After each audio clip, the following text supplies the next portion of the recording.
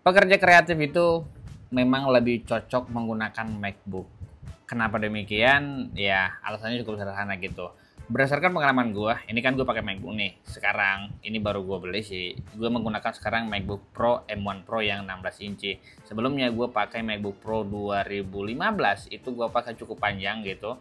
Untuk penggunaan gue sebagai logo designer dan juga content creator lah gitu di ada beberapa tempat lah gitu ya, atau di beberapa bisa dibilang perusahaan kali ya gitu. Gue bekerja di sana buat konten dan lain sebagainya gitu.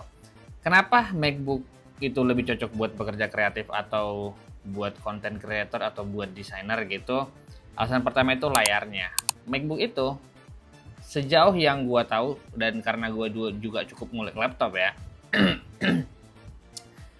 di kelas harganya belum ada ngasih experience layar sebagus itu gitu. Contoh sekarang yang gue pakai ini adalah MacBook Pro M1 Pro 16 inci. Layar refresh rate layarnya tuh 120 Hz. Yang mana itu juga nggak begitu kepake untuk beberapa skenario pemakaian gue, tapi seenggaknya akurasi warna yang diberikan si MacBook ini kepada gue bagus banget gitu, bagus banget. Di sini sekarang juga gue pakai monitor yang 27 inci, resolusinya 4K gitu. Tapi ini belum ada apa-apanya dibandingkan yang ada di MacBook M1 ini gitu. Nah, di video ini gue pengen kasih satu rekomendasi laptop gitu yang memang dulu gue pernah pakai juga gitu. Di kelas harganya menurut gue saat ini masih boleh lah untuk kalian pertimbangkan. Alasan yang pertama itu adalah karena dia MacBook, dia Apple gitu, ekosistemnya cukup bagus, utamanya buat kalian pengguna iPhone gitu, mentransfer data jauh lebih gampang, jauh lebih mudah itu menggunakan AirDrop-nya. MacBook Pro 2017 yang gue rekomendasikan ini adalah dia menggunakan prosesor i5, RAM-nya 8GB, storage-nya 256GB, SSD NVMe, bukan NVMe sih, apa namanya ya, intinya dia menggunakan SSD lah gitu. Jenisnya apa coba gue lihat, gue juga lupa jenisnya apa ya, jenis SSD-nya.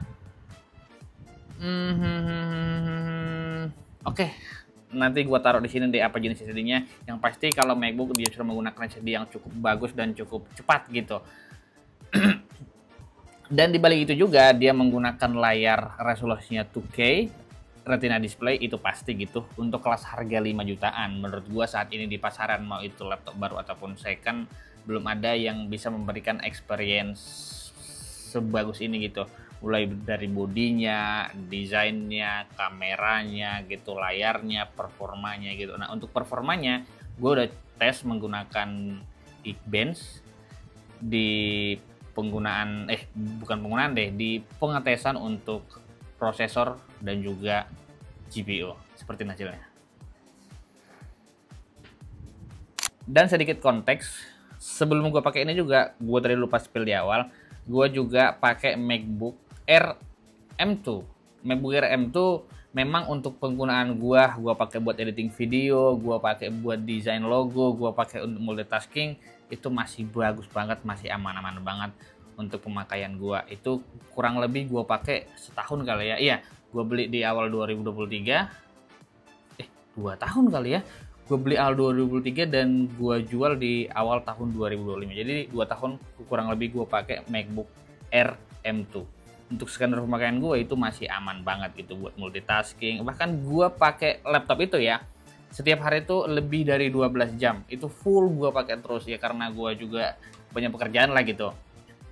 Nah, jadi karena memang konten gue nih kan konten ngobrol-ngobrol gini aja gitu, nggak begitu yang harus mendalam review segala macamnya gitu, nggak. Di awal tadi gue ngasih tahu gue pakai MacBook dan gue rekomendasiin MacBook Pro 2017 di harga 5 jutaan. Di harga 5 jutaan itu masih sangat cukup worth it menurut gue untuk dibeli di tahun 2025. Tapi yang perlu kalian tahu, dan gue disclaimer di sini, kalau kalian tidak masalah membeli barang-barang second atau laptop-laptop second gitu. Tapi menurut gue juga nggak ada salahnya beli barang second kalau kondisinya masih bagus gitu. Apalagi kan kalau kita pengen dapat yang spek bagus gitu tapi harga murah, memang solusinya second. Ini pun M1 Pro yang gue beli ini adalah gue beli barang second gitu. Karena gue sama sekali tidak pernah masalah dengan laptop second gitu, asal kualitasnya masih oke lah gitu. Seenggaknya gue tuh kalau MacBook ya, gue tuh lihat dari fisiknya gitu. Kalau fisiknya masih oke, artinya pemakaiannya bukan yang gimana-gimana banget gitu. Nah itu kalau laptop gitu, sekalipun fisiknya ya nggak oke-oke banget gitu, kalau harganya masih sesuai ya buat gue nggak masalah juga.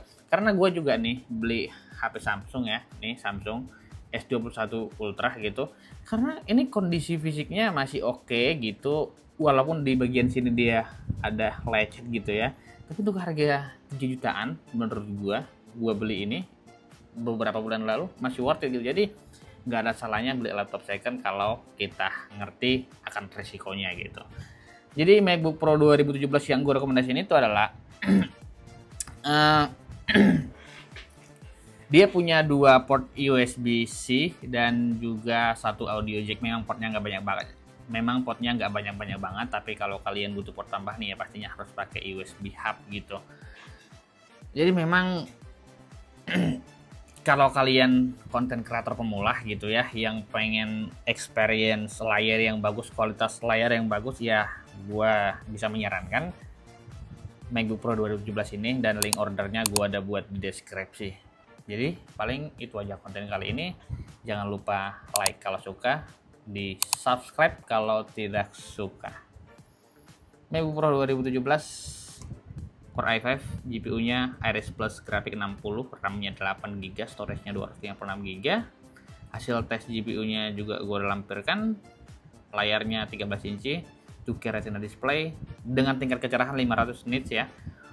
Punya 2 port USB-C, bisa dipakai buat ngecas dan juga buat transfer data. Ada 1 port audio jack. Kameranya resolusinya 720 HD. Jadi itu aja. Dadah.